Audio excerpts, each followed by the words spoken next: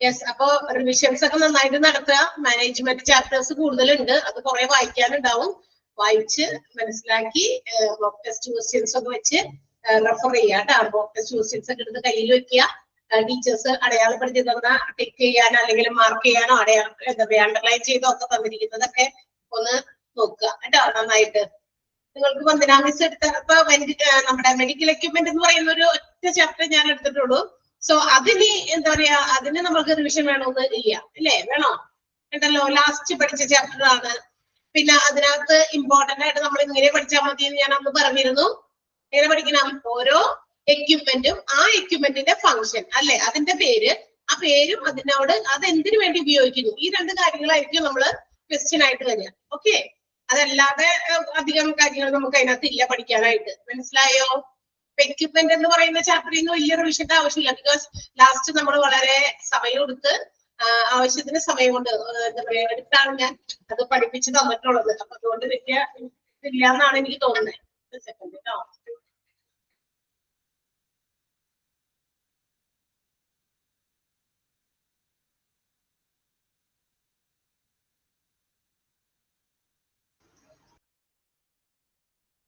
Okay, അപ്പൊ നമുക്ക് Vandana miss എടുത്തിരിക്കുന്ന വേറെ ചാപ്റ്റേഴ്സ് നിങ്ങൾക്ക് തേർഡ് മൊഡ്യൂളിൽ ഏത് ചാപ്റ്റർ ആണ് എടുത്തത്? കുറച്ച് ക്വസ്റ്റ്യൻസ് വേണമെങ്കിൽ ഞാൻ തരാം, നിങ്ങൾ അതിന്റെ ആൻസർ ഒന്ന് എനിക്ക് പറഞ്ഞു തന്നാൽ നല്ലതായിരിക്കും. വന്ദന മിസ് എടുത്തിരിക്കുന്ന ചാപ്റ്റേഴ്സ് കേട്ടോ, തേർഡ് മൊഡ്യൂളിൽ വന്ദന മിസ് എടുത്തിരിക്കുന്ന ചാപ്റ്റേഴ്സ് ആരെങ്കിലും ഒന്ന് പറയോ? ആരെങ്കിലും പറഞ്ഞോ? ആരുമില്ല. ആരെങ്കിലും പറയുകയാണെങ്കിൽ എനിക്കത് കൺഫേം ചെയ്യാൻ പറ്റും. വന്ദന മിസ് എടുത്തിരിക്കുന്ന ചാപ്റ്റേഴ്സ് തേർഡ് മൊഡ്യൂളില് ഏതൊക്കെ ചാപ്റ്റർ ആണെന്ന് ഒന്ന് പറയാമോ? അതിൽ നിന്ന് കുറച്ച് ക്വസ്റ്റ്യൻസ് തരാനാ, നിങ്ങൾ എനിക്ക് ആൻസർ കണ്ടുപിടിച്ച് തരണം. അറിയില്ല? ക്വാളിറ്റി അഷുറൻസ് എടുത്തായിരുന്നു. പിന്നെ ക്വാളിറ്റി അഷുറൻസ്, പിന്നെ അത് മാത്രം എടുത്തിട്ടുള്ളൂ വന്ദന മിസ്? തേർഡും ഫോർത്ത് ചാപ്റ്ററും ഓൾമോസ്റ്റ് എടുത്തിട്ടാണ് ടീച്ചർ പോയത്. ഞാൻ ആ ലാസ്റ്റത്തെ മെഡിക്കൽ എക്യുപ്മെന്റ് എന്ന് പറഞ്ഞ ചാപ്റ്റർ മാത്രമേ എനിക്ക് എടുക്കാനുണ്ടായുള്ളൂ അല്ലെ. അപ്പൊ പിന്നെ അവിടെ ബാക്കി ചാപ്റ്റേഴ്സ് കാണണമല്ലോ മിസ്സിന്റെ.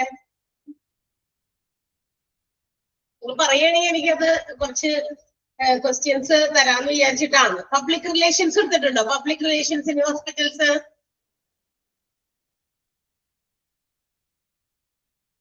ആരൊക്കെയാ എടുത്തതെന്ന് കൺഫ്യൂഷൻ ആവുന്നു. അങ്ങനെ നിങ്ങൾ നോട്ട് ചെയ്യില്ല? അങ്ങനെ ഇങ്ങനെ ഓരോ ചാപ്റ്റർ എടുക്കുമ്പോ അത് ആരുടെ പേര് അവിടെ എഴുതി വെക്കില്ലേ? നിങ്ങളുടെ ടെക്സ്റ്റ് ബുക്കിൽ ഇൻഡെക്സ് ഉണ്ടല്ലോ, ആ ഇൻഡെക്സിൽ നോട്ട് ചെയ്ത് വെച്ചെങ്കിൽ എളുപ്പം മനസ്സിലായനെ. വേറെ ആർക്കും ഓർമ്മയില്ല? മൊഡ്യൂൾ 4 ഓവർവ്യൂ എന്ന ചാപ്റ്റർ എടുത്തിട്ടുണ്ടായിരുന്നു പകുതി വരെ. ഓവർവ്യൂ അല്ലേ? മൊഡ്യൂൾ 4 ഓവർവ്യൂ മാത്രം എടുത്തിട്ടുള്ളോ? വേറെ എന്തെങ്കിലും ഉണ്ടോ?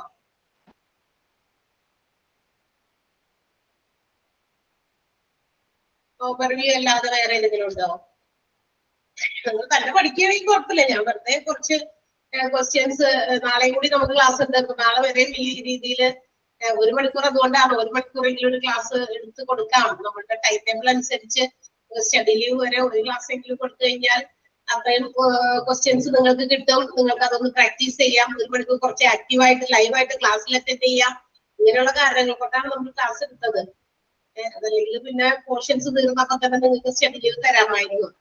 നമ്മൾ കൊടുക്കുന്ന ഡേറ്റിനേക്കാൾ ചിലപ്പോഴൊക്കെ കുറച്ച് ഒരു 5-6 ദിവസം മുമ്പ് പോർഷൻസ് തീരാറുണ്ട്. അപ്പൊ എന്തായാലും തീർന്ന ഡേറ്റ് നിങ്ങൾക്ക് ഓൾറെഡി തന്നിട്ടുണ്ടായിരുന്നു. അപ്പൊ നമ്മൾ അങ്ങനെ തന്നെ വിചാരിച്ചിട്ടാണ് ഒരേ ക്ലാസ് എങ്കിലും സ്റ്റുഡൻസിന് കൊടുക്കാമെന്ന് വിചാരിച്ചത്. അതുകൊണ്ടാണ് കേട്ടോ. അതുകൊണ്ട് നിങ്ങൾ ഓർക്കുന്ന ചാപ്റ്റർ ഉണ്ടെങ്കിൽ ഒന്ന് പറഞ്ഞാൽ, അല്ലെങ്കിൽ ഇവിടെ ഇപ്പൊ റിവിഷൻ ചെയ്യാത്ത ഏതെങ്കിലും ചാപ്റ്റർ ഉണ്ടെങ്കിൽ പറയും. തേർഡ് ആൻഡ് ഫോർത്ത് മൊഡ്യൂളിൽ അങ്ങനെ ചോദിക്കുന്ന റിവിഷൻ ചെയ്യാത്ത ഏതെങ്കിലും ഒരു ചാപ്റ്ററിന്റെ പേര് പറഞ്ഞേ. തേർഡ് ഫോർത്ത് മൊഡ്യൂളിൽ പറയുന്നു. ടീച്ചേഴ്സ് വന്നിട്ട് ഓരോ ദിവസം റിവിഷൻസ് ഒന്നില്ലേ? റിവൈസ് ചെയ്തില്ല ആരും? ഞാൻ സൗണ്ട് മ്യൂട്ട് ചെയ്തിട്ടില്ല. നിങ്ങളൊന്ന് പറയൂ ആരെങ്കിലും. അതെ മിണ്ടാത്തെ. മൊഡ്യൂൾ 1-ല് മൊഡ്യൂൾ 3-മത്തേതില് 1-മത്തെ ചാപ്റ്റർ റിവിഷൻ ചെയ്തിട്ടില്ല. എടാ ഞാനേ മൊഡ്യൂൾ 3 and 4 കാര്യം ചോദിച്ചത്. മൊഡ്യൂൾ 3-ല് 1-മത്തെ ചാപ്റ്റർ റിവിഷൻ ചെയ്തിട്ടില്ല. 1-മത്തെ chapter that means discharge process ആണോ? അതെ. ഇത് റിവിഷൻ ചെയ്തിട്ടില്ല. ഇല്ല. പിന്നെ ഏതാ ഓർമ്മയുള്ളത്? 3-മത്തെയും ഹ്യൂമൻ റിസോഴ്സ് മാനേജ്മെന്റും ചെയ്തിട്ടില്ല. ഹ്യൂമൻ റിസോഴ്സ് മാനേജ്മെന്റ് ചെയ്തിട്ടില്ല. Okay.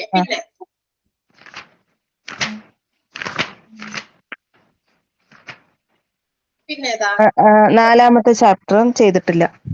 Public relations in hospital. അതെ. പബ്ലിക് റിലേഷൻസ് ഇൻ ഹോസ്പിറ്റൽസും ചെയ്തിട്ടില്ല. 5ഉം ചെയ്തിട്ടില്ല. 5 എന്തായിരുന്നു? 5, 6ഉം ചെയ്തിട്ടില്ല. ആണോ? 5 എത്തിക്കൽ ആൻഡ് ലീഗൽ ഇഷ്യൂസ് അല്ലേ? അതെ.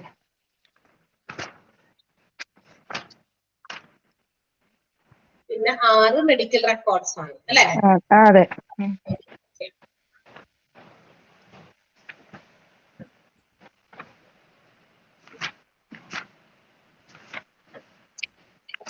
നമ്മളിപ്പോ ഹ്യൂമൻ റിസോഴ്സ് മാനേജ്മെന്റ് എന്ന് പറയുന്ന ചാപ്റ്റർ റിവൈസ് ചെയ്യാം കേട്ടോ. ഒരു മിനിറ്റ് വേഗം എടുത്തോ എല്ലാവരും.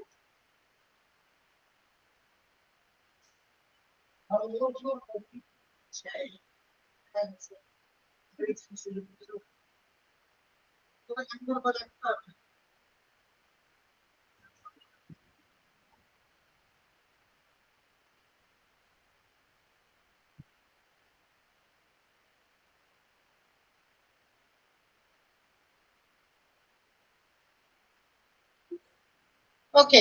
അപ്പൊ ഞാൻ കുറച്ച് ക്വസ്റ്റ്യൻസ് തരാം കേട്ടോ. നിങ്ങളൊന്ന് വേഗം എഴുതിയെടുക്കുക. ഒരു 5 ക്വസ്റ്റ്യൻസ് ചെയ്തായിരിക്കും ഞാൻ തരിക.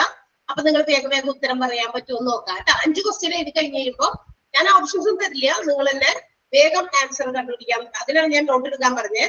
ഹ്യൂമൻ റിസോഴ്സ് മാനേജ്മെന്റ് എന്ന് പറയുന്ന ചാപ്റ്റർ ഓപ്പൺ ചെയ്ത് വെക്കുക എല്ലാവരും. ഓക്കെ ആണോ? റെഡിയായോ? ഓക്കെ. ആൻസർ ഞാൻ കൊടുക്കാറില്ല കേട്ടോ. ഓക്കെ, ആൻസർ നിങ്ങൾ പറയണം. ഓപ്ഷൻസ് ഒക്കെ തേടി വരുമ്പോൾ ഒരുപാട് നേരം പോകും. അതുകൊണ്ടാണ്. യെസ്. 1-മത്തെ ക്വസ്റ്റ്യൻ.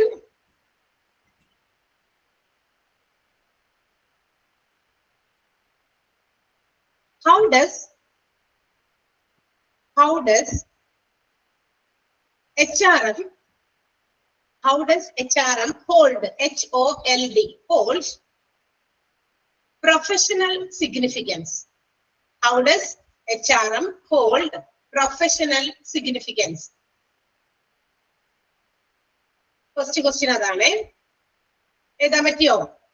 ക്വസ്റ്റ്യൻ എഴുതാൻ പറ്റിയോ എല്ലാവർക്കും?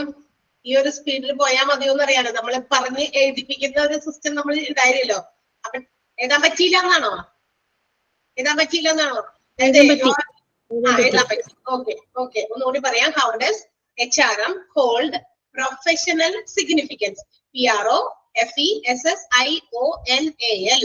Professional significance. SIGNIFICANCE. Okay. അടുത്ത question. Why is managing people considered as a challenging job? Why is managing people considered as a challenging job? Third question.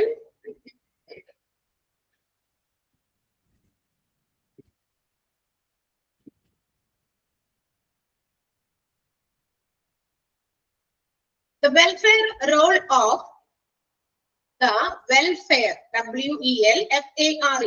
welfare role എന്നുള്ളത് ഇൻവെർട്ടർ കോമയിൽ ഇടാം.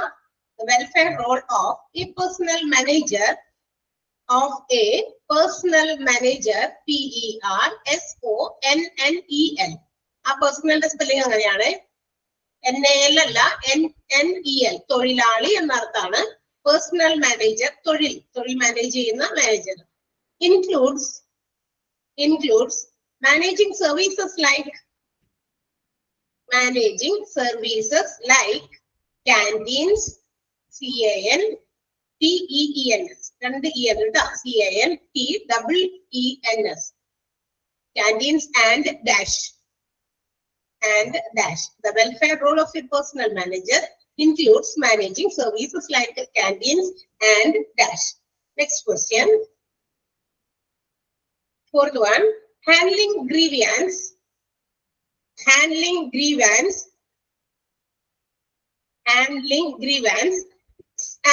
settling disputes and settling, SETLING, settling disputes fall under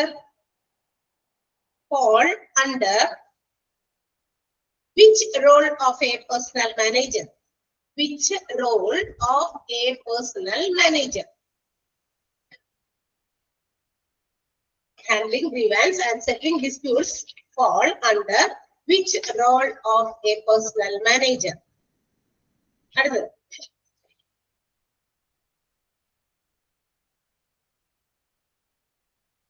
What is essential? What is essential? ESSENTIAL. Essential characteristic of a. What is an essential characteristic of a sound personal policy? Sound personal, PERSONNEL, personal policy. What is an essential characteristic of a sound personal policy? Yes. Now you got 5 questions. ഒന്ന് answer ചെയ്തേ. 5 questions തന്നിട്ടുണ്ട്. 5 questions answers കിട്ടുന്നവര് വേഗം പറഞ്ഞുകൊണ്ടാ. ഇവിടെ കൂടുതൽ number of questions നമുക്ക് ചെയ്യാൻ പറ്റുള്ളൂ. കിട്ടുന്ന ആളുകള് അത് വായിച്ച് ക്വസ്റ്റ്യൻ ഒന്ന് വേഗം വായിച്ചിട്ട് പെട്ടെന്ന് വായിച്ച് അതിന്റെ ആൻസർ കൂടി പറഞ്ഞാൽ എല്ലാവർക്കും യൂസ്ഫുൾ ആകും.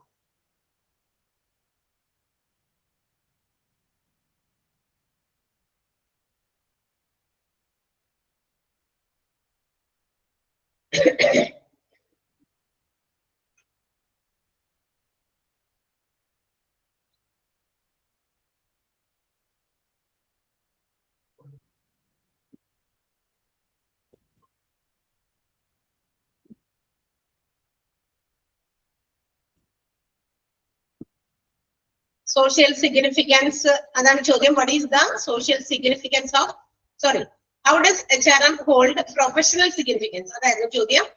How does HRM hold professional significance? Professional significance എന്ന് പറയുന്ന ആ ഒരു ഭാഗം ഉണ്ട് അവിടെ നോട്ടില്. അതിനകത്തേക്ക് നോക്കിയാൽ HRM എന്താണ് പ്രൊഫഷണൽ സിഗ്നിഫിക്കൻസ് എന്നുള്ളത് കൊണ്ട് അവിടെ ഉദ്ദേശിക്കുന്നത്, അതുകൊണ്ട് എന്താ പറ്റുക അല്ലെങ്കിൽ എന്താണ് അതിന്റെ ഒരു ആഫ്റ്റർ ഇഫക്റ്റ് എന്നുള്ളത് അവിടെ പറഞ്ഞിട്ടുണ്ട്. എനിവൺ കിട്ടിയോ ആർക്കെങ്കിലും?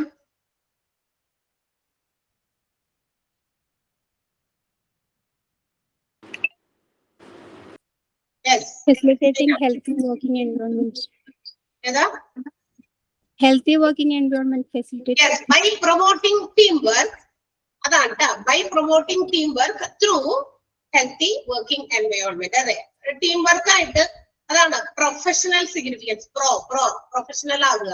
പ്രൊഫഷണൽ ആയിട്ടുള്ള ഇമ്പോർട്ടൻസ് അനുസരിച്ച് അവിടെ HRM പറയുന്ന കാര്യം എന്ന് പറയുന്നത് നമുക്ക് ഒരു ടീം വർക്കിലൂടെ നല്ല ഹെൽത്തി ആയിട്ടുള്ള വർക്കിംഗ് കണ്ടീഷൻസ് ഓർഗനൈസേഷനിൽ പ്രൊവൈഡ് ചെയ്യാൻ പറ്റും. അതാണ് answer. By promoting team work through healthy working environment. First question answer adana. And second question answer കിട്ടിയോ?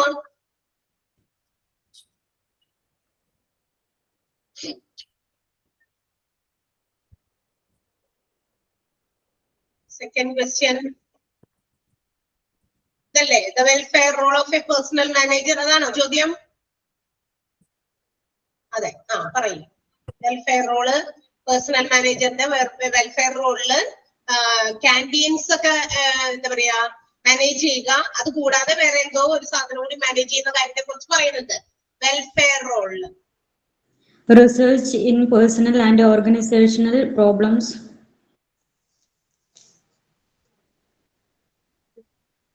എന്ത് പ്രോബ്ലംസ് ആണ്? Research in personnel and organisational problems. അതാണ് വെൽഫെയർ റോളില്. ആ ക്യാൻറ്റീൻ സർവീസസിനെ കുറിച്ച് പറയുന്നുണ്ട്. അതിന്റെ അവിടെ തന്നെ എന്തോ ഒരു കാര്യം പറഞ്ഞിരുന്നു. ഞാൻ വേണമെങ്കിൽ ക്രഷേഴ്സ് ആണ്, അതാണ് ക്രഷേഴ്സ് ആണ്. മാനേജിങ് ക്യാൻറ്റീൻസ് ആൻഡ് ക്രഷേഴ്സ് ആണ്. ക്രഷേഴ്സ് എന്താ സംഭവം? ശിശു സംരക്ഷണ കേന്ദ്രം. ഹോസ്പിറ്റൽസിലെ ജോലിക്ക് വരുന്ന തൊഴിലാളികളുടെ കൊച്ചുകുട്ടികളൊക്കെ ഉണ്ടാവുമല്ലോ, അവർക്ക് കുഞ്ഞ് ഇൻഫൻസ് ആയിട്ടുള്ള അവരെ, അതായത് ആ ഒരു ഓർഗനൈസേഷൻ പ്രൊവൈഡ് ചെയ്യുന്ന മറ്റൊരു സർവീസ് ആണ്. ക്യാൻറ്റീനൊക്കെ പോലെ തന്നെ ഇതുപോലുള്ള ക്രഷേഴ്സ് ശിശു സംരക്ഷണ ഒരു വിഭാഗം അവിടെ ചിലപ്പോഴൊക്കെ എസ്റ്റാബ്ലിഷ് ചെയ്യാറുണ്ട്. എല്ലാ ഹോസ്പിറ്റൽസിലും ഉണ്ടെന്നല്ല, ചില ഹോസ്പിറ്റൽസിലുണ്ട് കേട്ടോ. അപ്പൊ അത് അവിടുത്തെ എന്താ പറയാ, നമ്മളുടെ ഹോസ്പിറ്റൽസും അതുപോലെ തന്നെ മറ്റു ഓർഗനൈസേഷനിലും ഒക്കെ ചിലപ്പോഴൊക്കെ ഉണ്ടാകാറുണ്ട്. ഇതുപോലെ ജോലി ചെയ്യുന്നവര് അവരുടെ കുട്ടികളൊക്കെ നോക്കാനായിട്ട് വേറെ എവിടെയും നമുക്ക് സ്ഥലമില്ലെങ്കിൽ അവിടേക്ക് കൊണ്ടുവന്ന് അവരെ നോക്കുന്ന ഒരു സ്ഥലം കേട്ടോ. അത് ഇമ്പോർട്ടന്റ് ആണ് കേട്ടോ, അത് മാർക്ക് ചെയ്യണം. ഓക്കെ, അടുത്ത ക്വസ്റ്റ്യൻ. അടുത്തതാരാ? Handling grievances and settling disputes like falls under which role? ഏത് റോളിലാണ് വരാ? ഗ്രീവൻസ് ഹാൻഡ്ലിംഗും ഡിസ്പ്യൂട്ട്സ് ഒക്കെ ഹാൻഡിൽ ചെയ്യുന്നത് fire fighting role, legal role. Fire fighting role ആണ്. Very good. Okay, fire fighting role ആണ്. മൂന്നാമത്തെ ആൻസർ ഫയർ ഫൈറ്റിംഗ്. ആർക്ക് അറിയില്ലാത്തതെന്ന് വെച്ചാൽ എഴുതി വെക്കാം കേട്ടോ. FIGHTING, fire fighting role. Okay, അടുത്ത question.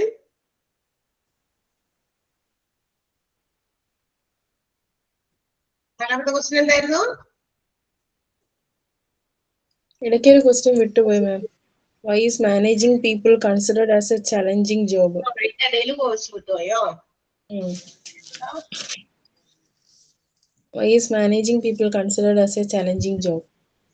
Why managing people is considered as a challenging job? അതിന്റെ ആൻസർ എന്ത് ചെയ്തി? Dynamic nature. Because of the dynamic nature of employees അല്ലെങ്കിൽ dynamic nature of people. എല്ലാ മനുഷ്യരുടെയും സ്വഭാവ രീതികളും ഒരുപോലെയല്ല അല്ലെ, വ്യത്യാസമുണ്ട്. ഞാൻ എന്നെ പോലെയല്ല വേറൊരാള്. No two people are alike. ആ ചാപ്റ്ററിൽ പറയുന്ന ഒരു കോട്ടാണ് അത്. ഇതിനകത്ത് രണ്ടാൾക്കാരെ നമ്മൾ എടുത്താൽ അവിടെ എന്താ പറയാ, അവർ രണ്ടുപേരും തമ്മില് ഒരു സാമ്യവും ഇല്ലാതെ നമുക്ക് കാണാൻ സാധിക്കും. ചില സിമിലാരിറ്റീസ് ഉണ്ടായിരിക്കും, പക്ഷെ രണ്ട് വ്യക്തികൾ എടുത്താൽ അവര് പല കാര്യങ്ങളിലും വ്യത്യസ്തരാണ്. ഈ ഡൈനമിക് നേച്ചർ എന്ന് വെച്ചാൽ മാറി മാറി വരുന്ന മനുഷ്യന്മാരുടെ സ്വഭാവം, മനുഷ്യന്മാരുകൾ തമ്മിലുള്ള സ്വഭാവ വ്യത്യാസങ്ങള് ഒക്കെ വ്യത്യാസമുണ്ട്. അതുകൊണ്ട് തന്നെ ഇവിടെ മാനേജ് ചെയ്യുക എന്നുള്ളത് ഒരു വെല്ലുവിളി നിറഞ്ഞ ടാസ്ക് തന്നെയാണ്. Okay, next question. What is an essential characteristic of a sound personal policy? അതല്ലേ പറയേ.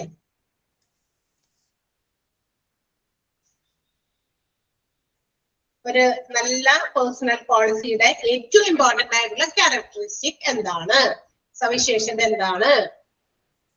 It should be clear, positive and clearly understood by each and every employee of the organization. അങ്ങനെ തന്നെയാണോ? അതിന്റെ മുമ്പിൽ വേറെ ഒന്നുമില്ല?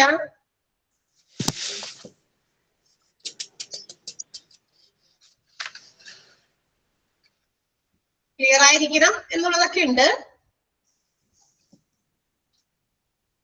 വേറെ എന്തെങ്കിലും ഉണ്ടോ അതിന്റെ മുമ്പില്?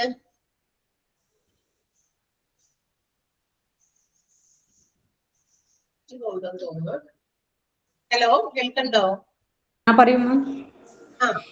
ഇതിപ്പോ എന്താണ് പോയിന്റ് ബേസ് ആയിട്ടാണ് തന്നിരിക്കുന്നത് ടെക്സ്റ്റിലെ. ഒന്ന് വായിക്കുവോ point? Okay, it should be clear, positive and clearly understood by each and every employees of the organization. It should be written form. It should be in the local language also. It should be generally known to all those who are interested. It should be written in order to preserve it against loss. It must be reasonably stable but not rigid. It should be the result of the careful analysis of all the available facts.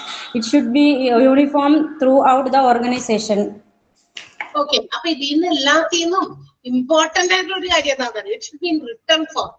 Written ഫോമിലാകുമ്പോഴാണ് നമുക്ക് പെട്ടെന്ന് clear ആവുള്ളൂ അല്ലെ, വായിക്കണം. പിന്നെ മാത്രമല്ല local ലാംഗ്വേജിൽ എഴുതണമെന്ന് പറഞ്ഞു അല്ലെ. പേഴ്സണൽ പോളിസീസ് എഴുതി വെക്കുമ്പോ ഇംഗ്ലീഷിലോ അല്ലെങ്കിൽ ഒഫീഷ്യൽ ലാംഗ്വേജിൽ മാത്രമൊക്കെ എഴുതി വെച്ച് കഴിഞ്ഞാൽ all cannot follow അല്ലെ, എല്ലാവർക്കും ചിലപ്പോൾ അത് മനസ്സിലായെന്ന് വരില്ല. അപ്പൊ അതുകൊണ്ട് ആ നാട്ടിലെ ഭാഷ, അതിന്റെ ലോക്കൽ ലാംഗ്വേജ് എന്താണോ അതിലും കൂടി എഴുതി വെക്കണം. അതുകൊണ്ട് അവിടുത്തെ റിട്ടൺ ഫോമിൽ ഉണ്ടാകണം എന്നുള്ളതാണ് ഏറ്റവും ഇമ്പോർട്ടന്റ് ആയിട്ടുള്ള ക്യാരക്ടറിസ്റ്റിക്. മനസ്സിലായോ? It should be in written form. അത് എഴുതാട്ടോ. It should be in written form. And the last question. Last ആണ് പറഞ്ഞേ അല്ലേ? അഞ്ചെണ്ണല്ലേ പറഞ്ഞുള്ളൂ. ഓക്കെ, അപ്പൊ അടുത്ത ക്വസ്റ്റ്യൻ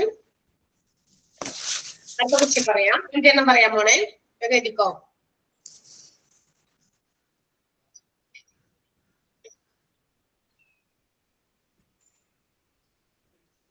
What are the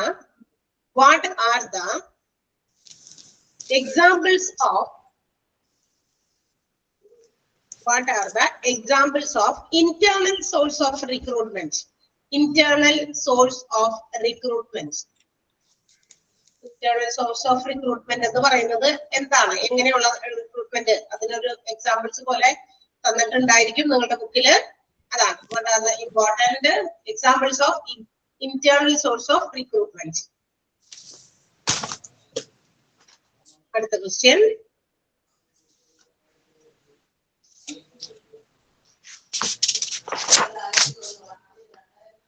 അടുത്തത് advertising in newspapers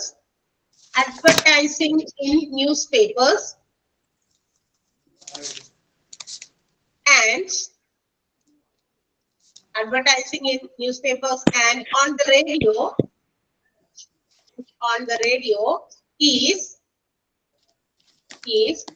what kind of recruitment method? What kind of recruitment method? What kind of recruitment method?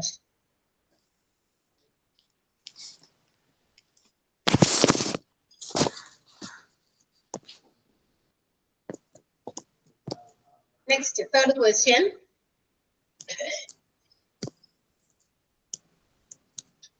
What does module 3 chapter 3 le aanu nammal revision tannondirikkunne? Yes. What does an aptitude test? What is an aptitude? APTITUDE. Aptitude test. Aptitude test ennuള്ളത് inverted comma il ida. Aptitude test. Try to measure. Aptitude test എന്ത് അളക്കാൻ വേണ്ടിയാണ് ഉപയോഗിക്കുന്നത്? എന്താണ് അതുകൊണ്ട് ഉദ്ദേശിക്കുന്നത്? എന്ത് measure ചെയ്യാൻ വേണ്ടിയിട്ടാണ് ആപ്റ്റിറ്റ്യൂഡ് ടെസ്റ്റ് ഉപയോഗിക്കുക? Okay. What does an aptitude test try to measure? Next, അടുത്ത question. What is promotion? What is promotion?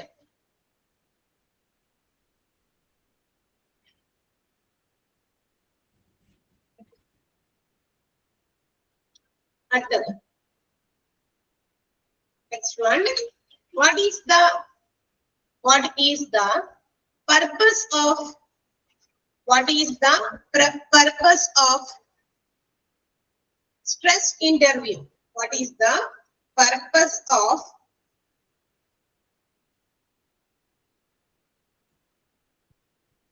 stress interview? What is the purpose of stress interview?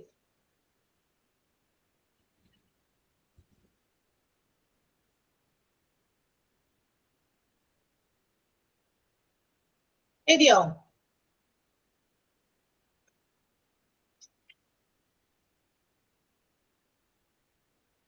അടുത്തത്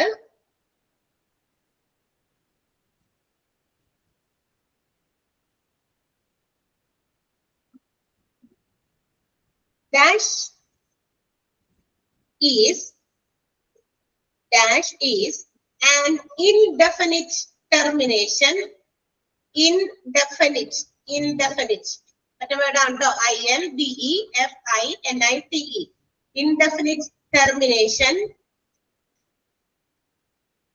owing to factors beyond the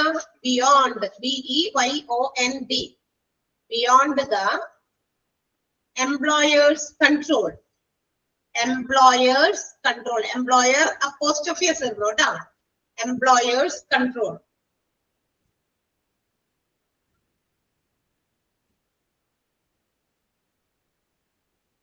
അയ്യോ, question എഴുതിയോ?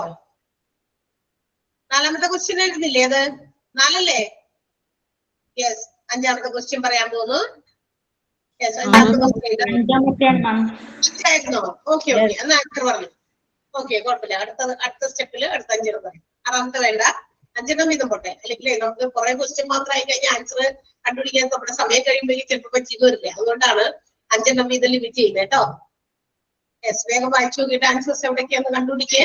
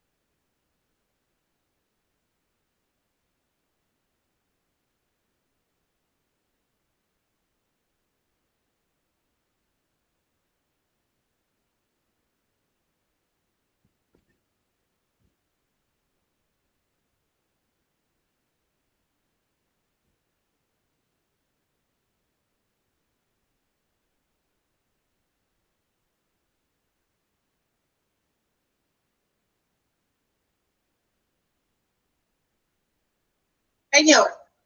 കണ്ടുപിടിച്ചോ? കിട്ടിയെങ്കിലും വേഗം വേഗം answer പറഞ്ഞോളൂ.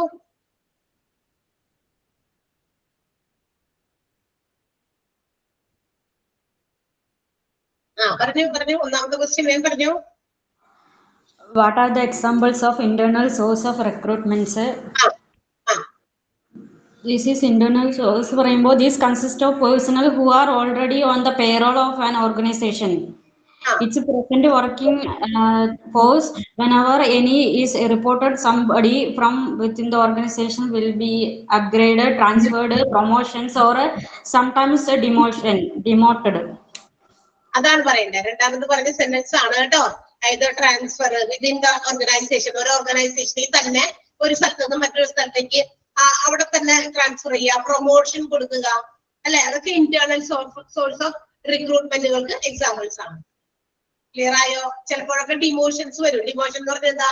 പ്രമോഷന്റെ opposite ആണ്. എന്ന് വെച്ചാൽ എന്താ പറയാ, പ്രൊമോഷൻ എന്ന് പറഞ്ഞാൽ നമ്മളുടെ സ്റ്റേറ്റസും നമ്മളുടെ സാലറിയും ഇൻക്രീസ് ചെയ്യുന്ന ഒരു എന്താ പറയാ, ഒരു ജോബിൽ നിന്ന് മറ്റൊരു ജോബിലേക്കുള്ള ട്രാൻസ്ഫർ ആണ്, അല്ലെ?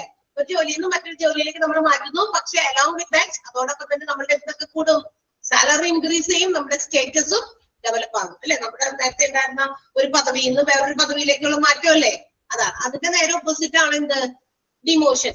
സാലറിയും കുറയും, പദവിയും കുറയും, പിന്നെന്ത് കുറയും? നമ്മളുടെ ജോബ് താഴേക്ക് പോകും, അല്ലെ? അതാണ് മറ്റൊരു എന്താ പറയാ, പ്രൊമോഷന്റെ ഓപ്പോസിറ്റ്. അതൊക്കെ ഇന്റേണൽ ആണ്, ഇന്റേണൽ സോഴ്സ് ആണ് അവിടെ നിന്ന് തന്നെ. Okay, yes. അടുത്ത ക്വസ്റ്റ്യൻ ആൻസർ പറയോ? രണ്ടാമത്തെ question. Indirect method. Indirect And on the radio is what kind of recruitment method? Indirect method. Indirect method of recruitment ആണ്. ഇൻഡയറക്റ്റ് മെത്തേഡ് ആണ് കേട്ടോ. നമ്മൾ ന്യൂസ് പേപ്പറിൽ പുറത്ത് എന്താ പറയാ, നമ്മൾക്ക് ഏതെങ്കിലും വേക്കൻസീസ് ഒക്കെ ഫില്ല് ചെയ്യാനായിട്ട് പുറത്ത് നമ്മള് എന്താ പറയാ, റേഡിയോയിലോ അല്ലെങ്കിൽ പാഡുകളായിട്ട് പേപ്പറിലോ അല്ലെങ്കിൽ മറ്റേതെങ്കിലും മീഡിയാസിലൊക്കെ ഇപ്പൊ ഒരുപാട് മീഡിയാസ് ഒക്കെ കൂടിയിട്ടുണ്ട്. മീഡിയം ഓഫ് കമ്മ്യൂണിക്കേഷൻ, നമുക്ക് പല കാര്യങ്ങളും ആളുകളെ പബ്ലിക്കിലേക്ക് അറിയിക്കാനായിട്ട് വേറെയും ഒത്തിരി കമ്മ്യൂണിക്കേഷൻ മീഡിയാസ് ഉണ്ട്. അപ്പൊ അങ്ങനെയൊക്കെ നമ്മൾ റിക്രൂട്ട്മെന്റ് നടത്തുന്നത് ഇൻഡയറക്റ്റ് മെത്തേഡ് ആണ് കേട്ടോ. ഇൻഡയറക്റ്റ് മെത്തേഡ് ഓഫ് റിക്രൂട്ട്മെന്റ് ആണ്. അടുത്തത്, yes. What does an aptitude test try to measure? Tries to test your ability to carry out tasks and react to situation at work. Very good, അതാണ് answer. എന്താണ് aptitude test എന്ന് measure ചെയ്യാൻ വേണ്ടിയിട്ടുള്ളതാണ് ഇത്. Measure ചെയ്യുന്നത് ability to carry out task. നമ്മൾ ആ ഒരു ടാസ്ക് എന്താ പറയാ, ക്യാരി ഓൺ ചെയ്യാൻ, അല്ലെങ്കിൽ നമുക്ക് ആ ഒരു ടാസ്ക് കംപ്ലീറ്റ് ചെയ്യാനായിട്ടുള്ള കഴിവ്, അതോടൊപ്പം തന്നെ നമ്മൾ നമ്മുടെ വർക്കിംഗ് സിറ്റുവേഷനിൽ നമ്മൾ ഹൗ വി റിയാക്ട്, നമ്മൾ എങ്ങനെ റിയാക്ട് ചെയ്യുന്നു, ഓരോ സിറ്റുവേഷൻസ്, ഓരോ സാഹചര്യങ്ങൾ വരുമ്പോൾ നമ്മൾ എങ്ങനെ അതിന് പ്രതികരിക്കുക, ഇതൊക്കെ മെഷർ ചെയ്യുന്ന ഒരു ടെസ്റ്റ് ആണ് ആപ്റ്റിറ്റ്യൂഡ് ടെസ്റ്റ് എന്ന് പറയുന്നത്. Very good. Okay, and the next question. എഴുതാത്ത ഒരു ആൻസർ വേഗം വേഗം എഴുതണേ. What is promotion? Promotion means the transfer of an employee to a job which pays more money or one that carries some preferred status. അത് തന്നെ correct ആണ്. Transfers of an employee from a job to another which pays more money, അല്ലെ? കൂടുതൽ കാശും കൂടുതൽ കിട്ടും. അതോടൊപ്പം തന്നെ നമ്മൾ പ്രതീക്ഷിക്കുന്ന ഒരു സ്റ്റേറ്റസിലേക്ക് നമുക്ക് ഡെവലപ്ഡ് ആകാനും സാധിക്കും. ആ സെന്റൻസ് അവിടെ തന്നെ ഉണ്ടെന്ന് തോന്നുന്നു. അങ്ങനെ തന്നെ അല്ലെ? അങ്ങനെ തന്നെ കിടക്കുന്നില്ലേ സെന്റൻസ്? ഓക്കെ, അങ്ങനെ തന്നെയുണ്ട്. Yes, that is the answer. അതാണ് അടുത്ത ക്വസ്റ്റ്യന്റെ ആൻസർ ആയിരുന്നത്. ഇനിയുണ്ടോ? ഇല്ലല്ലോ, റൗഡിയില്ലേ? What is the purpose of stress in India? Stress interview. What is the purpose of stress interview? Okay, അതിന്റെ ആൻസർ എന്താ? സ്ട്രെസ് ഇന്റർവ്യൂ എന്തിനാ കൊടുക്കുന്നത്? ചില സമയത്ത് interview panel stress interviews conduct ചെയ്യാറുണ്ട്. എന്തിനാ? പരമാവധി കാൻഡിഡേറ്റിനെ ബുദ്ധിമുട്ടിക്കുകയാണോ ഉദ്ദേശം? അല്ല, പിന്നെന്തിനാ? കാൻഡിഡേറ്റ് എങ്ങനെ സ്ട്രെസ്സിനെ ക്യാരി ഔട്ട് ചെയ്യും, എന്തെങ്കിലും ഒരു ബുദ്ധിമുട്ടായിട്ടുള്ള ഒരു ടാസ്ക് അവർക്ക് കൊടുത്തിട്ട് അവർ എങ്ങനെ ഹാൻഡിൽ ചെയ്യും ആ ഇന്റർവ്യൂ എന്നുള്ളത് ടെസ്റ്റ് ചെയ്യണതാണ് ഈ സ്ട്രെസ് ഇന്റർവ്യൂ. കറക്റ്റ് ആണ്. How they behave in stress situation. ഓർഗനൈസേഷനിൽ സ്ട്രെസ് കൊടുക്കുന്ന രീതിയിലുള്ള സാഹചര്യങ്ങൾ ഉണ്ടാകാം.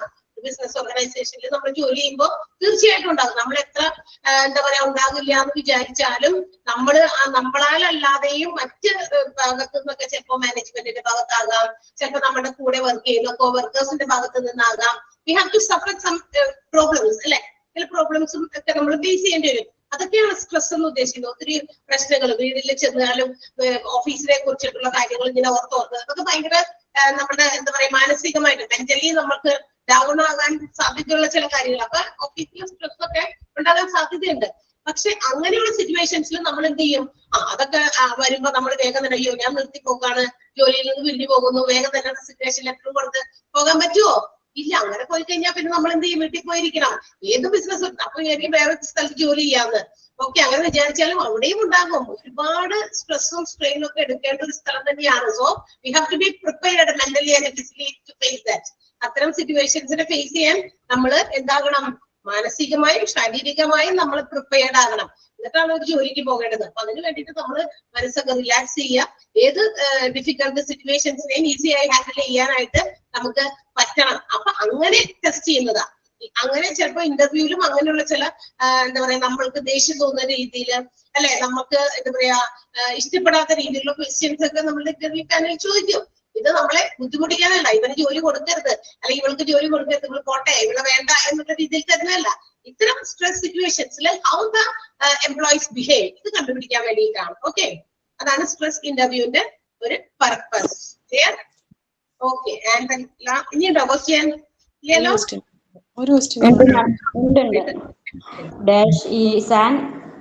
Dash is an indefinite termination owing to factor beyond the employee's control. Layoff ആണ്. Very good. അത് എംപ്ലോയർക്ക് എന്താ പറയാ പറ്റാത്തൊരു സിറ്റുവേഷൻ വരും. അതായത് ഇപ്പൊ ചില ഏതെങ്കിലും ഫിനാൻഷ്യൽ എന്താ പറയാ ഒരു ഇതൊക്കെ സംഭവിച്ചിരിക്കുന്ന ഒരു സമയത്ത് കോവിഡ് ടൈമിലെ ബുദ്ധിമുട്ടായില്ലേ? അതെ, ചില പീക്ക് ടൈമിലൊക്കെ ചില ഫിനാൻഷ്യൽ സ്റ്റെബിലിറ്റി ഒക്കെ തകർക്കുന്ന രീതിയിലുള്ള ചില സിറ്റുവേഷൻസ് ഓർഗനൈസേഷൻസ് ഫേസ് ചെയ്യും. അപ്പൊ അവർക്ക് വേറൊരു നിവൃത്തിയില്ലാതെ വരുമ്പോ കുറച്ച് എംപ്ലോയീസിനെയൊക്കെ കുറയ്ക്കുക എന്നുള്ളതാണ്. അതായത് ഇത്രയും ജോലിക്കാരെയൊക്കെ വെച്ചിട്ട് നമുക്ക് ആ ജോലിയെ മുന്നോട്ട് കൊണ്ടുപോയി അവർക്കൊക്കെ സാലറി കൊടുക്കുമ്പോൾ നമുക്കറിയാം ഫിനാൻസ് നമുക്ക് കൂടുതൽ അവർക്ക് സാലറി കൊടുക്കുമ്പോൾ നമുക്ക് ഫിനാൻഷ്യൽ നഷ്ടമാണ്. പക്ഷെ we cannot suffer such big amount. അത്ര എമൗണ്ട് ഒക്കെ സാലറി ആയിട്ട് കൊടുത്ത് അതിനനുസരിച്ചുള്ള ഇൻകം നമ്മുടെ ഓർഗനൈസേഷന് കിട്ടുന്നില്ല. അതിനൊരു വരുമാനം ഇല്ല എങ്കിൽ അവര് എന്താ പറയാ ഹെൽപ്ലെസ് ആണ് മാനേജ്മെന്റ് അല്ലെങ്കിൽ എംപ്ലോയർ. അപ്പൊ ഇത് കുറച്ചു പേരെ അവിടുന്ന് മാറ്റും. ഞങ്ങൾ ഇപ്പൊ തൽക്കാലത്തേക്ക് ഇവിടെ നമുക്ക് ഇങ്ങനെ ഇത്രയൊക്കെ ജോലിക്കാരെ മതി, അതുകൊണ്ട് നിങ്ങൾ തൽക്കാലം അത് എത്ര നാളത്തേക്കൊന്നും പറയാൻ പറ്റില്ല. ഒരു ഇൻഡെഫിനിറ്റ് പീരീഡിലേക്കാണ് നമുക്ക് പിരിച്ചുവിടുന്നത്. ചിലപ്പോൾ തിരിച്ചെടുത്തു എന്നും വരില്ല. മനസ്സിലായോ? അതിന് പറയുന്ന പേരാണ് ലേ ഓഫ് എന്ന്. ക്ലിയർ? മനസ്സിലായല്ലോ? പഠിപ്പിച്ച ടീച്ചർ തന്നുണ്ട് വ്യക്തമായിട്ട്, അതറിയാം എനിക്ക്. പക്ഷെ ഞാൻ ആ ഒരു ചാപ്റ്റർ ഒന്ന് റിവൈസ് ചെയ്തപ്പോ ആരെടുത്തതെന്ന് എനിക്ക് അറിയില്ല. നിങ്ങൾ ഈ ചാപ്റ്റർ റിവൈസ് ചെയ്തിട്ടില്ല എന്ന് പറഞ്ഞപ്പോ ഞാനൊന്ന് പറഞ്ഞു പോയതാണ്. ഇനി അത് എടുക്കാൻ വരുമ്പോ ടീച്ചറോട് പറഞ്ഞാൽ മതി. ആ ചാപ്റ്റർ മിസ് കുറച്ച് ക്വസ്റ്റ്യൻസ് ഒക്കെ തന്നു, ഒന്ന് പറഞ്ഞാൽ മതി, ടീച്ചർ അത് എടുത്ത് ചെയ്യാം. ഓക്കെ? എന്തോ മിസ് ആണ് എടുത്തത്. നന്നായിട്ട് മനസ്സിലാക്കി തന്നിട്ടുണ്ടാവും ഇല്ലേ? മിസ് പൊളിയല്ലേ? ടീച്ചർ കറക്റ്റ് ആയിട്ട് പറഞ്ഞു തന്നിട്ടുണ്ടായിരിക്കും. അപ്പൊ നിങ്ങൾ അതൊന്ന് പറഞ്ഞേക്കാം. വേണമെങ്കിൽ ടീച്ചർ എടുത്തോട്ടെ, കുഴപ്പമില്ല. അതർവൈസ് നിങ്ങൾ അടുത്ത ചാപ്റ്റർ വേറെ ടീച്ചർ കുറെ ചാപ്റ്റർ എടുത്തിട്ടുണ്ടാവുമല്ലോ അല്ലെ? കുറെ ടീച്ചറിന്റെ പേരിൽ ഒരുപാട് ചാപ്റ്റേഴ്സ് നിങ്ങൾക്ക് എടുത്തിട്ടുണ്ടായിരിക്കും. അപ്പൊ അതുകൊണ്ട് ടീച്ചർക്ക് വേറെ ചാപ്റ്റേഴ്സ് ഉണ്ടാവും. അപ്പൊ നിങ്ങൾ അത് പറഞ്ഞാൽ മതി. ആ ചാപ്റ്റേഴ്സ് ടീച്ചർ എന്താ പറയാ വിഷയം തന്നു. ഓക്കെ? അടുത്തത് നമ്മൾക്ക് എന്താ പറയാ മെഡിക്കൽ റെക്കോർഡ്സ് എന്ന് പറഞ്ഞ ചാപ്റ്ററിലെ കുറച്ച് ക്വസ്റ്റ്യൻസ് ചെയ്യാം. പെട്ടെന്നായിക്കോട്ടെ. മെഡിക്കൽ റെക്കോർഡ്സ് എടുത്തോ? ചാപ്റ്റർ എടുത്തോ? ചാപ്റ്റർ എടുത്താൽ നമുക്ക് വേഗം വേഗം പറയാം.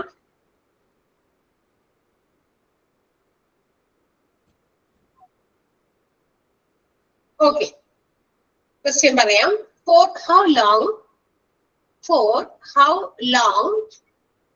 can patient records be kept incomplete after discharge?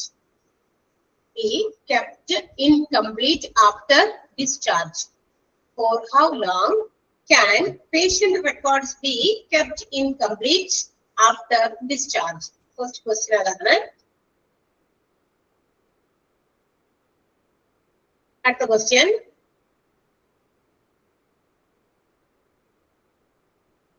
in case of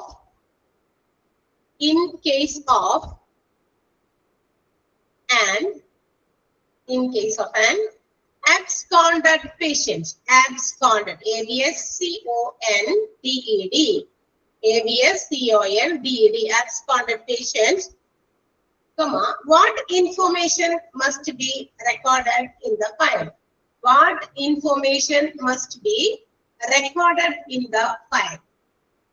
In case of an absconded patient, what information must be recorded in the file?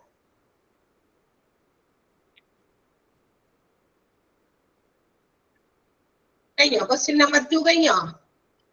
Question number 3. How many copies of a referral letter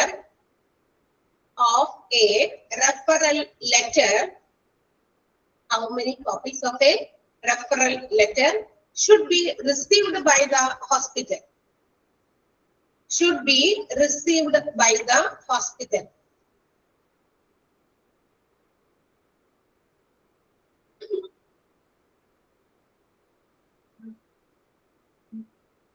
Question കഴിഞ്ഞോ?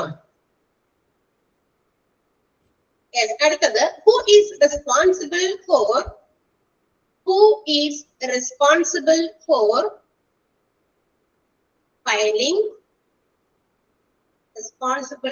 filing inpatient diagnostic reports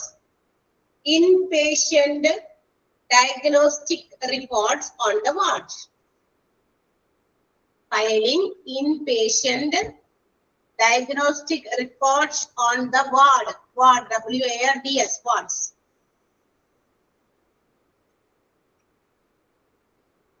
Next one. If the patient have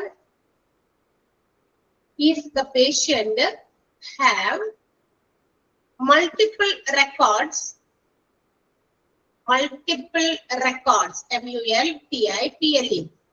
The patient have multiple records, which record should be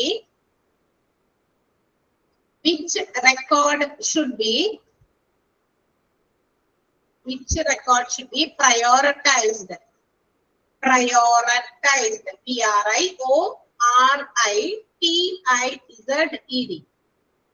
Prioritized for retention.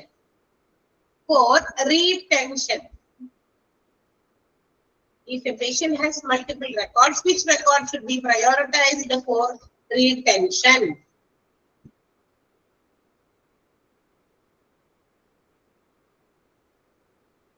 Next one. Who is responsible for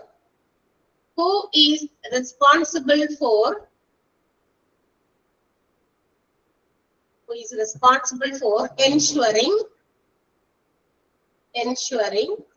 medico-legal case records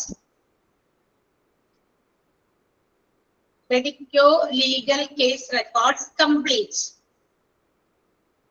Medico-legal case records complete. Medico-legal case recordകളൊക്കെ complete ചെയ്തു എന്ന് ഉറപ്പുവരുത്തേണ്ടതിന്റെ ഉത്തരവാദിത്വം ആർക്കാണ് എന്നാണ് ചോദ്യം. Last question കേട്ടോ. പെട്ടെന്ന് ഉത്തരം നോക്കിക്കോ. ഞാൻ പറഞ്ഞു.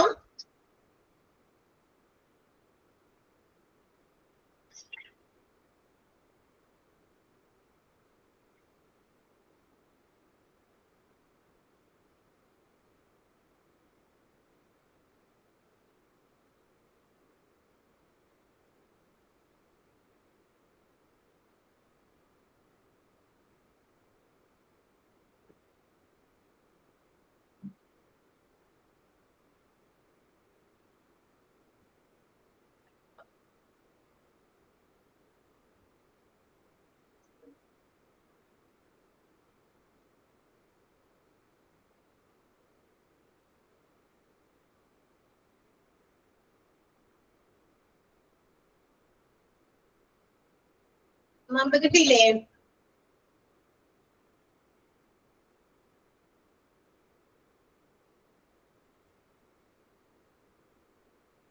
പറഞ്ഞോ, വായിച്ചോ. കിട്ടിയവര് വായിച്ചോ. ഫസ്റ്റ് ക്വസ്റ്റ്യനും അതിന്റെ ആൻസറും. Medical record. ഏതാടാ? For how long can patient record keep kept after discharge? 3 years. എത്രയാണ്? 3 years. For how long can patient records be kept incomplete after discharge? Discharge എന്നുള്ള ആ ഒരു ഭാഗം കൂടി ഉണ്ട് കേട്ടോ. അതുകൂടി കോൺസെൻട്രേറ്റ് ചെയ്ത് വായിക്കുക. ഡിസ്ചാർജ് ചെയ്തതിന് ശേഷം 30 days. 30 days ആണ്. കേട്ടോ. 30 days.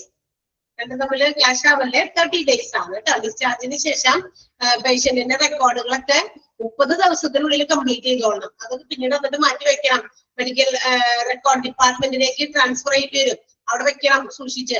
അതായത് പിന്നീടൊക്കെ ചില ആൾക്കാർ എന്തെങ്കിലുമൊക്കെ കാര്യങ്ങൾക്ക് വന്ന് ചോദിക്കും. ചിലപ്പോഴൊക്കെ ചില കാര്യങ്ങൾക്കൊക്കെ വേണ്ടിയിട്ടേ റെഫറൻസിനൊക്കെ എടുക്കേണ്ടി വരും. അപ്പൊ അതുകൊണ്ട് അപ്പോഴാണ് നമ്മളത് അറ്റ്ലീസ്റ്റ് ഏതാണ്ട് 3 years വരെയൊക്കെ സൂക്ഷിക്കുന്നത് കേട്ടോ. ഓക്കെ. അപ്പൊ 30 days ആണ്. Second ക്വസ്റ്റ്യനോ? The absconded patient is missing date and time. എന്താ വേണ്ടത്? മിസ്സിംഗ് അതായത് absconded patient എന്ന് പറഞ്ഞാൽ ആരാ? അതായത് പോവുക, അതായത് ഒളിഞ്ഞോടി പോവുക. അതായത് ഹോസ്പിറ്റലിൽ അഡ്മിറ്റ് ചെയ്തിരിക്കുന്ന പേഷ്യൻസ് ചിലപ്പോൾ ഇവരോടൊന്നും പറയാതെ, ഡോക്ടറോടോ നഴ്സിനോടോ ആരോടൊന്നും പറയാതെ, അല്ലെങ്കിൽ അവരുടെ സമ്മതമില്ലാതെ ഇറങ്ങി അങ്ങോട്ട് പോകും. ഒളിച്ചൊക്കെ പോകാൻ സാധ്യത. അങ്ങനെയുള്ള പേഷ്യൻസിനെ നമ്മൾ absconded പേഷ്യൻസ് വിളിക്കും. അങ്ങനെയുള്ളവരുടെ റെക്കോർഡുകൾ, അതിൽ എന്തൊക്കെയാണ് നമ്മൾ ഇൻഫോർമേഷൻസ് റെക്കോർഡ് ചെയ്യുന്നത്? എന്തൊക്കെയാണെന്ന് പറഞ്ഞ date and time the patient was found missing അല്ലെ? എപ്പോഴാണ്, ഏത് സമയമാണെന്നുള്ളത്, ഡേറ്റും വേണം, സമയവും വേണം. എപ്പോഴാണ് ഇതിന് മിസ്സായിരിക്കുന്നത് എന്നുള്ളതാണ് ഏറ്റവും ഇമ്പോർട്ടന്റ് ആയിട്ട് വേണ്ട ഒരു ഇൻഫോർമേഷൻ. കറക്റ്റ് ആണ്. Yes. Third one. How many copies of a referral letter should be received by the hospital? 3 copies. Yes, 3 copies ആണ്. 3 copies ആണ് റെഫറൽ ലെറ്ററിന്റേത് ഹോസ്പിറ്റൽസ് സ്വീകരിക്കുന്നത്. 3 copies ആണ്. Okay. And the next one. Who is responsible for filling inpatient diagnostic report on the ward? Inpatient clerk അല്ലെങ്കിൽ nurse? Yes, ward clerk അല്ലെങ്കിൽ nurse ആണ്. Clear ആണ്? Ward clerk or nurse ആണ്. Who is responsible for filing inpatient diagnostic reports on the ward? വാർഡിലെ ഇൻപേഷ്യൻസിന്റെ diagnostic റിപ്പോർട്ടുകളൊക്കെ file ചെയ്ത് വെക്കാനുള്ള ഒരു ഉത്തരവാദിത്തം ആർക്കുണ്ട്? നമ്മുടെ വാർഡില് ക്ലർക്കിനോ അല്ലെങ്കിൽ നഴ്സിനോ ഉണ്ട്. And the next one.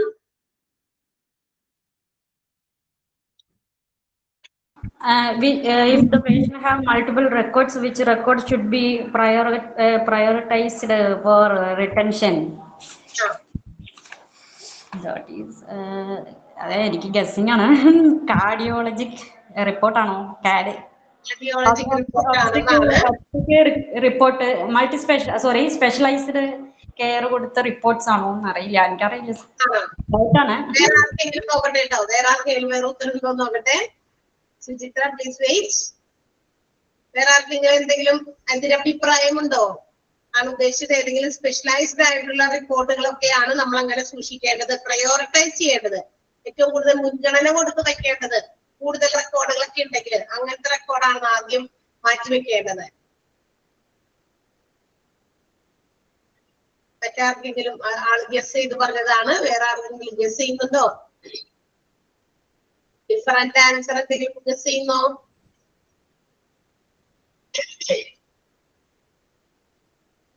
ഇല്ല, അതില്ല. സോ നിങ്ങൾ വിചാരിക്കുന്നത് തന്നെയാണ് ആൻസർ എന്ന്? ആ ഭാഗം എവിടെയാണ് വരുന്നത്? വായിക്കാൻ പറ്റുമോ? എടുക്കാൻ പറ്റുമോ സുചിത്ര? അങ്ങനെ ഒരു ഭാഗം മൾട്ടിപ്പിൾ റെക്കോർഡ്സിന്റെ ഹെഡ് എടുത്ത് നോക്കിയേ, അവിടെ വായിച്ചേ പെട്ടെന്ന് കേൾക്കട്ടെ ഞാൻ. ഔട്ട് പേഷ്യന്റ് കറസ്പോണ്ടൻസ് അങ്ങനെയാണ് മിസ്. എന്താടാ? ഔട്ട് പേഷ്യന്റ് കറസ്പോണ്ടൻസ് അങ്ങനെ വരുന്നതാണ്. ഡൗട്ടാണ്. അല്ല, ബാക്കിയുള്ള റെക്കോർഡ് ക്യാൻസൽ ചെയ്തിട്ട് ഏറ്റവും അങ്ങനെയല്ലേ? അതായത് ഫസ്റ്റ്, അതായത് പ്രയോറിറ്റി കൊടുക്കേണ്ടത് ഏറ്റവും ലാസ്റ്റത്തെ റെക്കോർഡ്സിൽ. The suitable procedures are to retain a record as a priority, which is medical legal in nature. Second one, obstetrics record. Third one, admitted record, and fourth priority is oldest record. The remaining record must be cancelled. അപ്പൊ ഇനി answer ഒന്നുകൂടി പറ Suchitra. What is the correct answer? Medical legal prioritize ചെയ്യും. നമ്മള് എടുത്തു വെക്കുമ്പോ ഏറ്റവും കൂടുതൽ മുൻഗണനകൾ കൊടുക്കേണ്ടത് ആദ്യം മെഡിക്കോ ലീഗൽ കേസസ് നേച്ചറിലുള്ളത് കേട്ടോ. അതിന്റെ ലീഗലി ചില കാര്യങ്ങൾക്ക് ഉപയോഗിക്കേണ്ടി വരുന്ന റെക്കോർഡുകൾ ഉണ്ടായിരിക്കും, അതാണ് നമ്മൾ ആദ്യം റിട്ടൈൻ ചെയ്യേണ്ടത്. നെക്സ്റ്റ് പ്രയോറിറ്റി അത് കഴിഞ്ഞ് അങ്ങനെ ബാക്കി വരുന്നത് വേറെ ആവശ്യമില്ലാത്തതിനിടയിൽ അതൊക്കെ ക്യാൻസൽ ചെയ്ത് കളയാം. അത്രേ ഉള്ളൂ കേട്ടോ. മെഡിക്കോ ലീഗൽ നേച്ചറിലുള്ളതാണ് നമ്മൾ റിട്ടൈൻ ചെയ്യേണ്ടത്. റിട്ടൈൻ ചെയ്യാൻ പറഞ്ഞാൽ എടുത്തു വെക്കേണ്ടത്, സൂക്ഷിക്കേണ്ടത്. Okay, yes.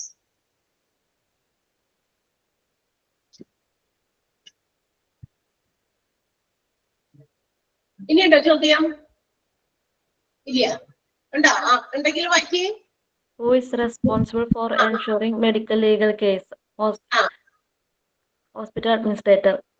ഹോസ്പിറ്റൽ അഡ്മിനിസ്ട്രേറ്റർ ആണ്. അതെ, മെഡിക്കൽ ലീഗൽ കേസ് റെക്കോർഡുകളൊക്കെ എന്താ പറയാ കംപ്ലീറ്റ് ആണെന്ന് ഉറപ്പ് വരുന്നുണ്ട്. അങ്ങനത്തെ അതൊക്കെ റെക്കോർഡ് ഇൻകംപ്ലീറ്റ് ആയിട്ട് വെക്കാൻ പറ്റില്ല. കാരണം ഫർദർ പല ഇഷ്യൂസ് ഒക്കെ കുത്തിപ്പൊക്കിയ ആൾക്കാർ വരും ഇല്ലേ? എന്തെങ്കിലുമൊക്കെ കേസ് സംബന്ധമായി ഇപ്പൊ ചിലപ്പോ ഒരാള് എന്താ പറയാ ഹോസ്പിറ്റലിലേക്ക് പെട്ടെന്ന് കൊണ്ട് ഭയങ്കര ഇഞ്ചുറി ഒക്കെ ആയിട്ട് ഭയങ്കര വലിയൊരു ഇഞ്ചുറി ആയിട്ട് കൊണ്ടുവന്നേക്കാം.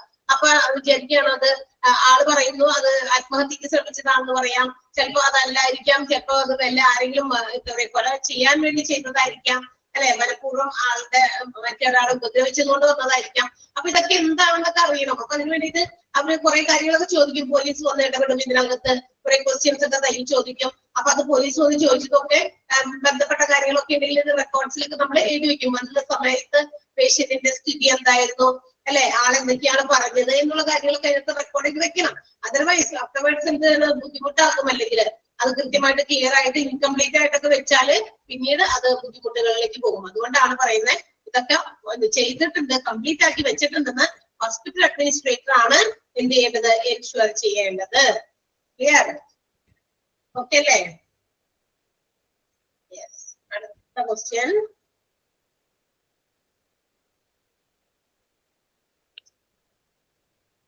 പഠിച്ചിട്ടുണ്ട് കുറെയൊക്കെ, നിങ്ങൾ വായിച്ചിട്ട് നോക്കിയിട്ടുണ്ട് അല്ലേ?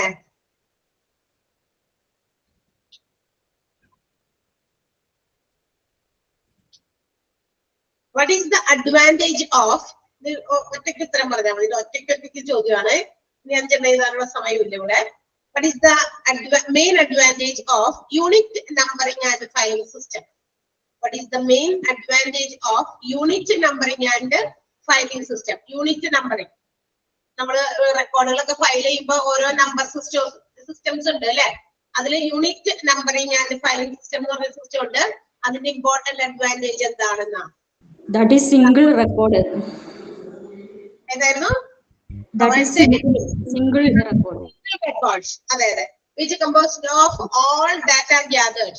ഒരു പേഷ്യന്റില് നിന്നും സമാഹരിച്ച എല്ലാ ഡാറ്റകളും ചേർത്തിട്ട് ഒരു സിംഗിൾ റെക്കോർഡ് ആണ്. File unit numbering and filing സിസ്റ്റത്തിന്റെ അഡ്വാൻറ്റേജ് എഴുതി വെച്ചോളൂ. It provides a single record.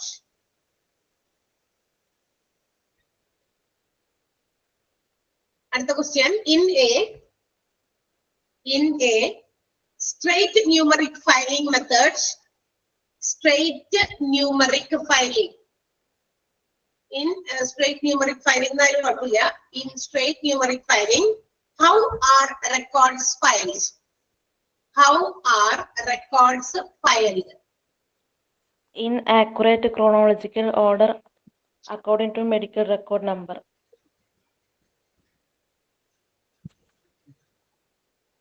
എന്ത് ഓർഡറിലാണ്? Accurate chronological order. അതെ, കറക്റ്റ് ആൻസർ ആണ്. Accurate chronological order according to medical record number. Very good.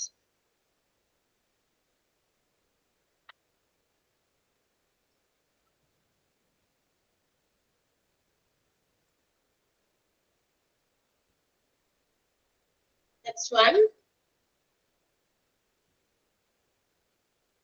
In middle digit filing,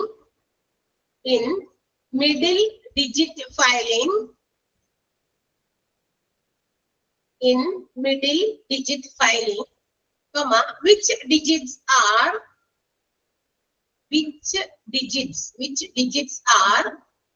the primary digits? Which digits are the primary digits? In middle digit filing, which digits are the primary digits? Primary digit ഏത് വരും? Primary, secondary, tertiary എന്ന് പറഞ്ഞിട്ട് മൂന്നായിട്ട് ഇങ്ങനെ Digits on the right hand side. First. Last. Middle parts of the digit are primary digits. Middle 2 digits ആണ് അല്ലെ? Middle 2 digits അല്ലേ പ്രൈമറിയിൽ? Middle digit ഫയലിംഗില് middle 2 digits ആണ് പ്രൈമറി ആയിട്ട് വരിക കേട്ടോ. അതൊന്ന് നോക്കണട്ടോ. ആ ഡിജിറ്റുകള് പ്രൈമറി, സെക്കൻഡ്, PST എന്ന് വരുന്നുണ്ട്. പിന്നെ നേരെ തിരിച്ചിങ്ങോട്ട് വരുന്നുണ്ട് കേട്ടോ. റിവേഴ്സ് ഓർഡറിലും വരുന്നുണ്ട്. അത് മാറിപ്പോവരുത് രണ്ടും തമ്മില്.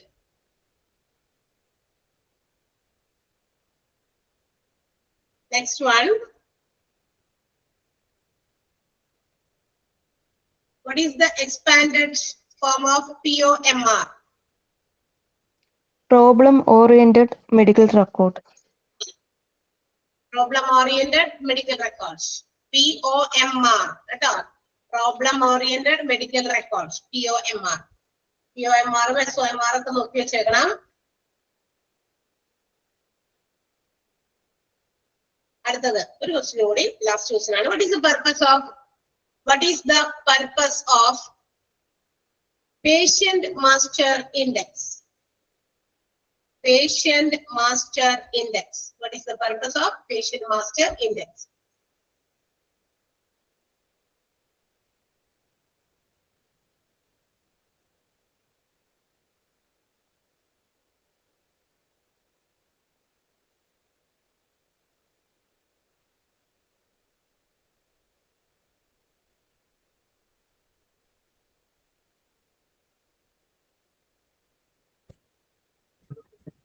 പേഷ്യന്റ് മാസ്റ്റർ ഇൻഡെക്സിന്റെ പർപ്പസ് എന്താണ്?